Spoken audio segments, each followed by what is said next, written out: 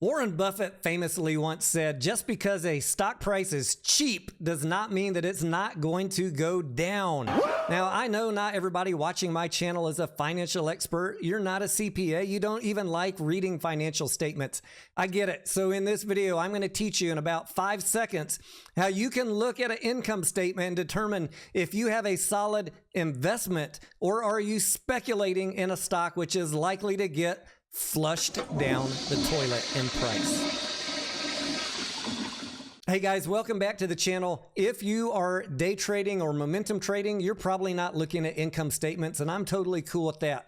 But for those of you who are calling yourselves investors and holding stuff for the long term, it is critical that you look at income statements as well as the other parts of the financial statement. Maybe you don't want to become an expert. I know there's a lot of numbers on there. Let's give you a tip where you can look at an income statement in 5 seconds and know, do you have a solid play on your hand, or should you consider this a speculative trade and be very careful on your entry and exit? Let's start off with a company that has a great income statement. And there are a couple things I'm going to point out that you should be looking for. First of all, does it have revenue?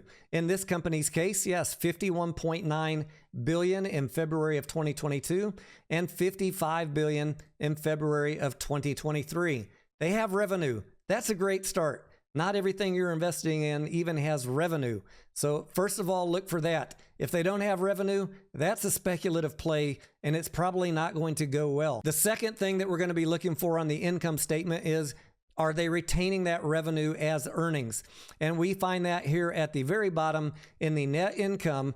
A year ago, they had $1.299 billion take home as net income. And in February of 2023, that number increased to $1.4 billion. So we got revenue. They're retaining it. It's positive and it is increasing from period to period. When you look at income statements, it's always good to go back and look at a couple years or more, as many as you can find, and make sure that that trend is going the right direction. Now, let's look at an example of a company which is not in great shape on the income statement. What is the first thing that you notice on this company's income statement? Well, there's no revenue. All they have is operating expenses. A company with no revenue and only expenses is going to have a lot of losses. A $73 million loss for this company in 1 quarter, 3 months, and they have no revenue coming in. Total net loss for the quarter, when we factor in everything, $378 million. This kind of situation makes this company a target for shorts, and they're not going to leave it alone. This sort of income statement means that the price is likely to go down. And that doesn't mean that you blame the shorts or you blame the CEO. That means that you need to be very careful getting a good entry in this stock, or maybe wait to get an entry when they start posting revenue, or even better, posting profits. Because until then, this is a complete speculative play. You are at the mercy of the market. There is absolutely zero expectation that you should have on a non-revenue company that the price is going to go up. In fact, I'd be expecting the opposite. One final example for you, and remember, as non-financial experts, if you're looking at income statements, there's just a couple things that you need to look at quickly.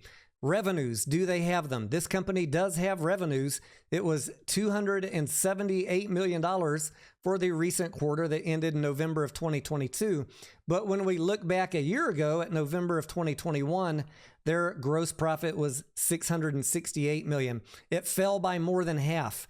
When revenues are falling, that is a red caution flag. When we go down to the bottom of the income statement, we want to see, did they have a net gain or a net loss? This company had a net loss. A year ago, it was $276 million.